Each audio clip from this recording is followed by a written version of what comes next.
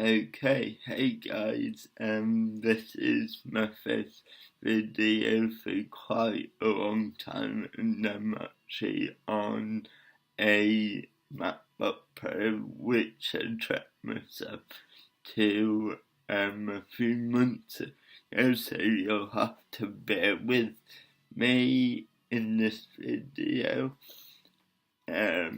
But anyway, what I wanted to speak to you about today was the FreeStyle Libre.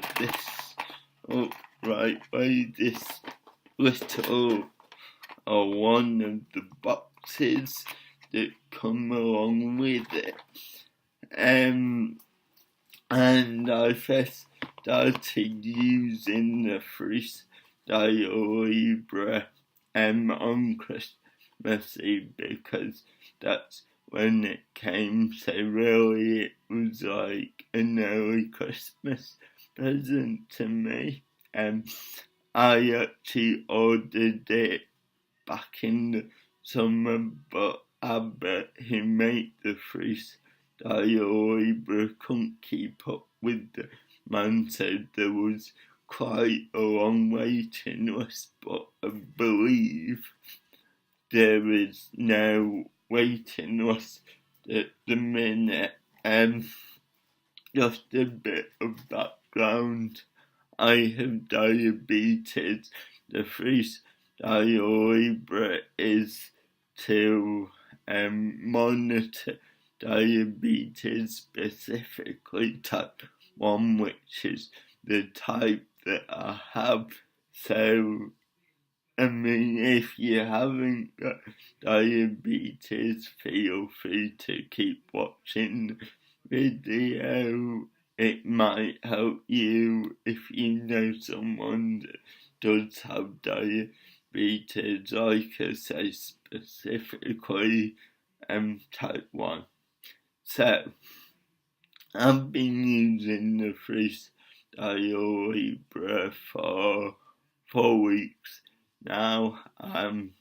Each sensor, which I'll show you in a minute or two, lasts for 14 days. So I put the sensor on Christmas Eve, and then I replaced it after the 14 days with another sensor. The reason I only used 2, because obviously Christmas was a lot longer than 4 weeks ago, can you believe it? Is because I didn't realise that sometimes it can take up to 2 weeks for the order to actually be shipped after you after you ordered the sensor. So basically I didn't have a sensor to replace, so that's one thing that you got to look out for. But I do have sensors now, so a bit later on today I'm going to get it filmed, putting it on, and then I'll do a bit of video magic so it fits in with this video and you can see it like it all happened at the same time, because hey, that's what computers are good at. I'll probably have to change my top so it won't be quite that seamless, because Abbott actually only recommend that it goes about there on your arm, because that's the only place it's been tested.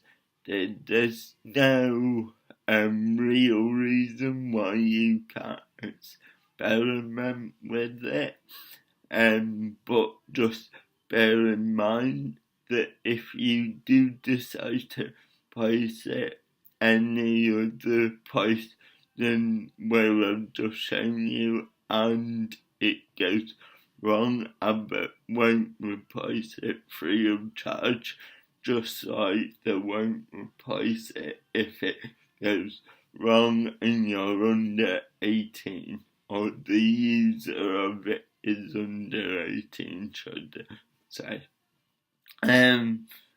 Right, so for now though, we can still speak about the FreeStyle Libre. I've said a lot about it, but not actually what it is. So the FreeStyle Libre is a flash glucose monitoring system that's opposed to a continuous blood glucose monitoring system, which, as the name suggests, would constantly monitor your blood glucose.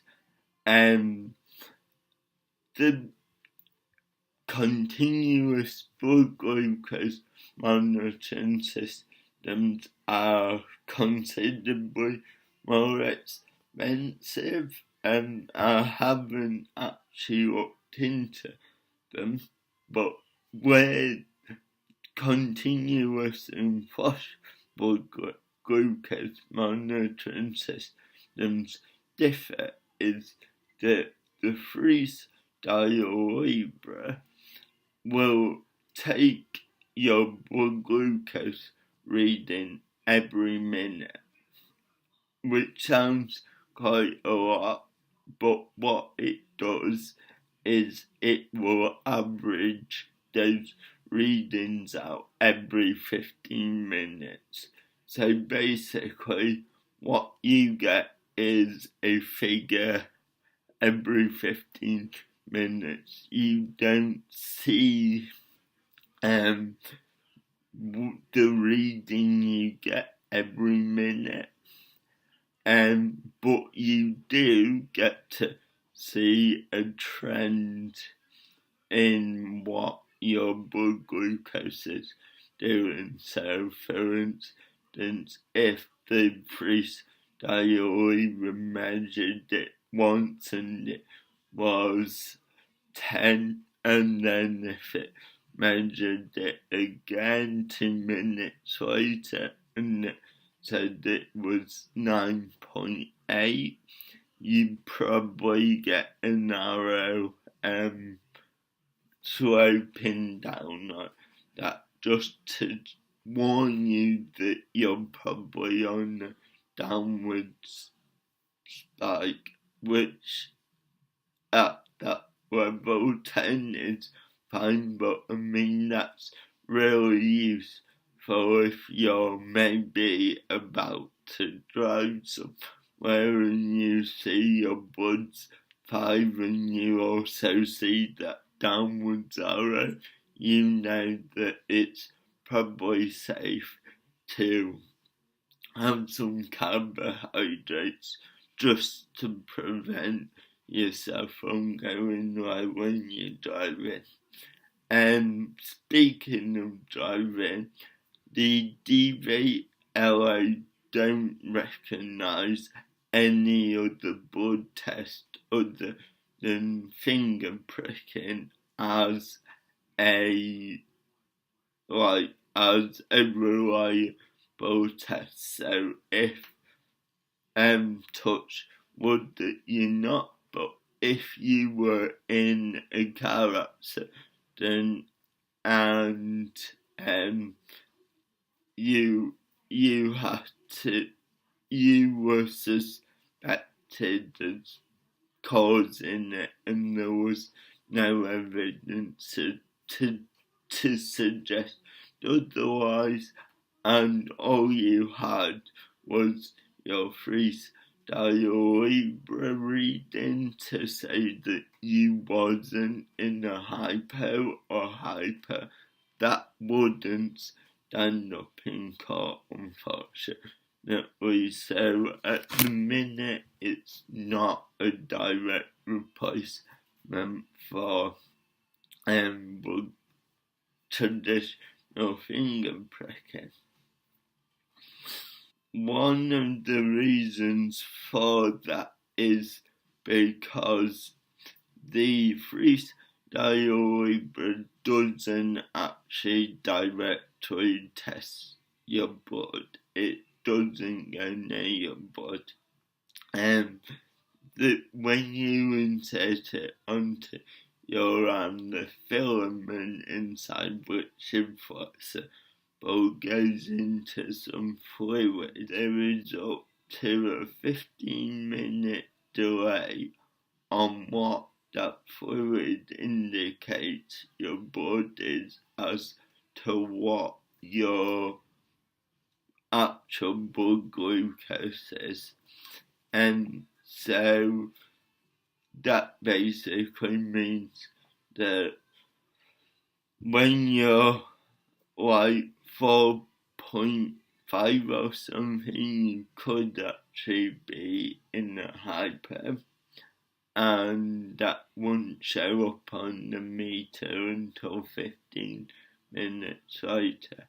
Now, Abbott have developed algorithms to reduce that delay down to 5 minutes, sometimes delay, sometimes they don't. In my experience, it's been pretty accurate. It's been within 15% of my actual blood glucose readings, which is the acceptable tolerance. So any blood glucose monitoring system, whether it be a finger prick, foot glucose monitoring, continuous blood glucose monitoring, are allowed to be within 15% of the true value, simply because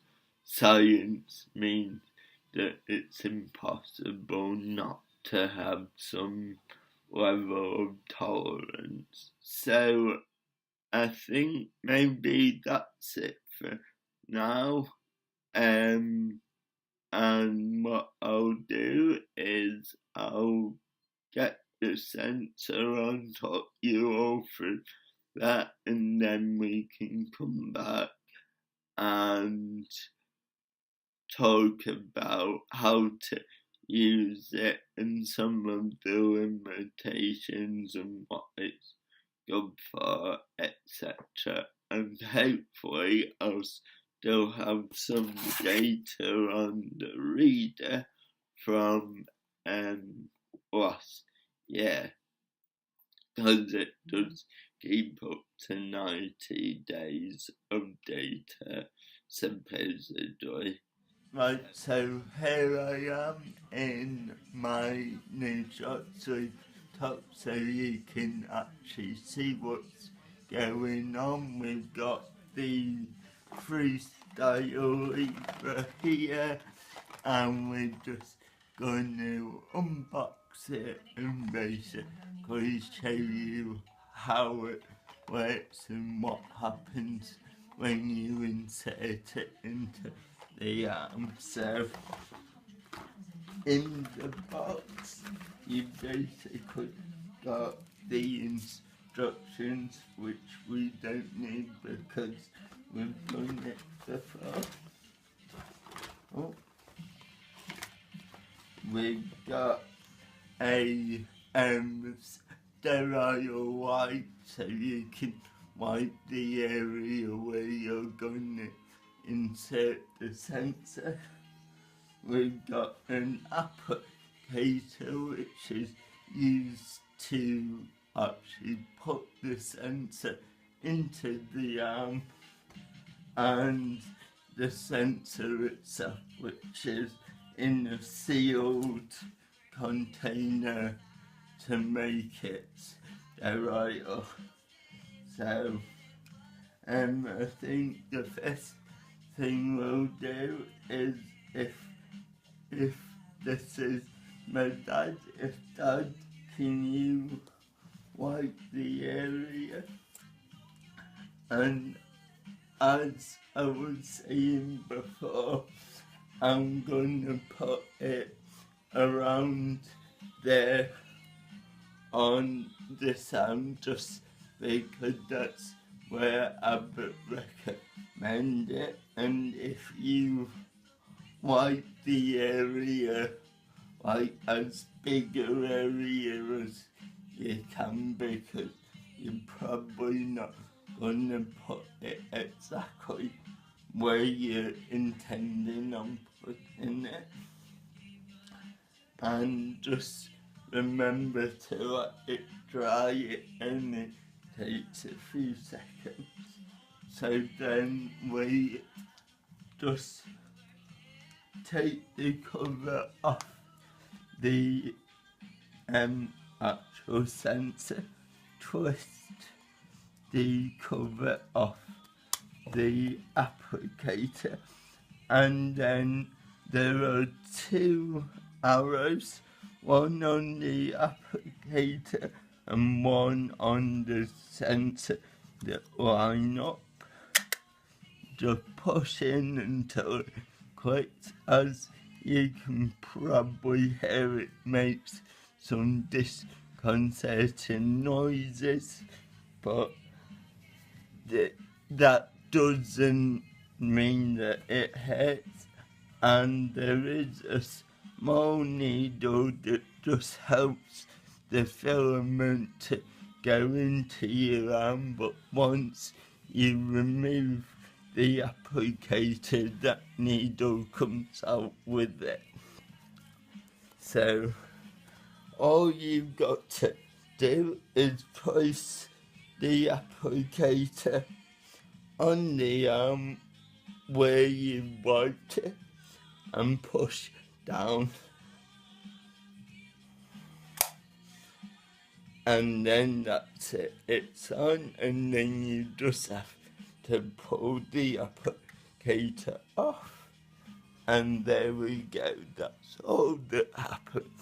And it did sound a bit mechanical and clunky, but I can honestly say I did not feel that at all.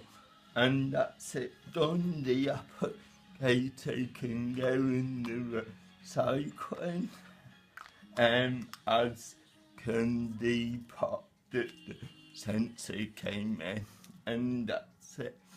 Now that the sensor's in my arm, we do have to activate the sensor, and to do that, all you have to do is use the handset, which is quite small, it's touch screen. So the first thing we do is turn it on, and it will present you with two options. One is review history, and one is that new sensor. So, as the name suggests, we hit that new sensor and simply scan it over the sensor. It will then say you'll be ready to scan in 60 minutes. That's backwards to you, but believe me when it says sensor can be used in 60 minutes, and you simply hit OK. And sometimes the touch screen can be a bit dodgy. Another way that you can get back to the home screen is by pressing the power button, and you'll maybe be able to see that button that did say start new sensor now says check glucose. So if I hit that and then wiped it over the sensor, it would give me a countdown now. So, as I would say in the census stores, the reader stores 90 days worth of data. So if we go into review history, which is the other button, we get another menu screen with 1, 2, 3, 4, 5, 6, 7 options, which include a logbook, a daily graph, average glucose, daily patterns, timing target, low glucose events, and sensor usage. I'm not gonna go through them all because they're pretty self-explanatory. If I go on average glucose, you'll see that over the past 7 days, I don't have any data. However, if I go back to the last 90 days, you'll see that on average I've actually been quite high, which is partly due to the fact it was over Christmas and partly due to the fact that there's that 15% tolerance which I spoke about, which actually means that for higher readings, the range that it can be out by actually increases. So if we then look at the daily graph as well, and again we'll go back to sometime in, we can go back to the 15th of January. That's a bad day because if you look, there's a gap in the graph, and I'll explain what that graph is in a minute. The 14th of January, on the other hand, is a full graph, and it's not the best graph. It goes up and down. I'm not sure what happened on that day, but as you can imagine, the aim is to get that graph as flat as possible. There is a way to see these graphs in full on the computer, and you are supplied with a mini USB to USB lead which you plug into your computer and download the software from Abbott, and you can see all the information in full, and that's a USB lead. Can also be used to charge the handset, but in my experience, it has got a pretty good battery. Now, earlier you saw that there was a gap in the graph, on the 14th of January, I think it was.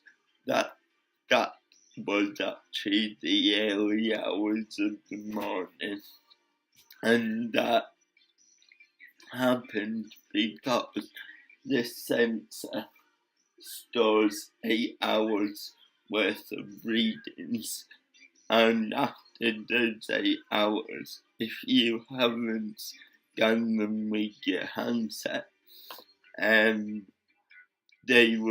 the last one will be overwritten to make room for the most recent one. ideally, I would have liked about 9 hours worth of memory on the sensor, simply because most people either sleep for more than 8 hours or don't check it. That's not the first thing to do when they wake up. So 9 hours would be great, but 8 hours you can live with. A couple of points before I finish this video and let you guys go is that, again, it didn't hurt inserting this. It doesn't hurt now. Obviously, because I'm wearing this t-shirt, you can see it. We probably did put it in a bit lower, and any higher up, the actually would cover it. But if I was wearing a long sleeve top like I was earlier, that again wouldn't matter. You can scan the sensor through coats, suits. I've even seen someone scan it through bike leathers. It uses near field communication NFC. So if you have an Android with NFC, there is an app that you can use called Glimp that will read the sensor data just as this does, and I think that has its own algorithms and its own graphs and things, and it claims to be able to read the sensor for a couple of days after it expires, but with not guaranteed accuracy. The only thing that the app can't do is activate the sensor, so you'll always need one of these to activate the sensor. If you lose the reader, you can order one of these. I think it's every 2 weeks. I won't recommend losing it off them because they're not the cheapest thing, as are the sensors. They're quite expensive, and at the minute the limit of ordering sensors has gone up to 6 at a time. It was previously 2, but as they're catching up with demand, they're obviously increasing production ability. However, once you place an order, you can't make another order for 2 weeks after that.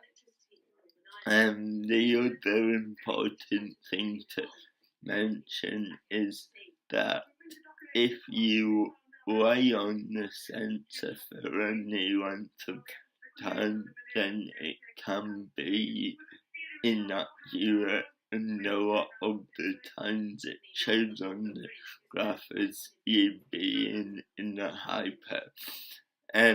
This isn't because you can't put pressure on the sensor. It's actually to do with the fact that you're restricting the blood flow to the area that the filament is in, so it can't measure any change in that fluid that we talked about. And personally, I didn't take much notice of the numbers. Obviously, they do make a difference to me a little bit, but my main reason for wanting the Libre and continuing to use the Libre is the graphs. Even if the numbers are out by 15%, the trends are still right.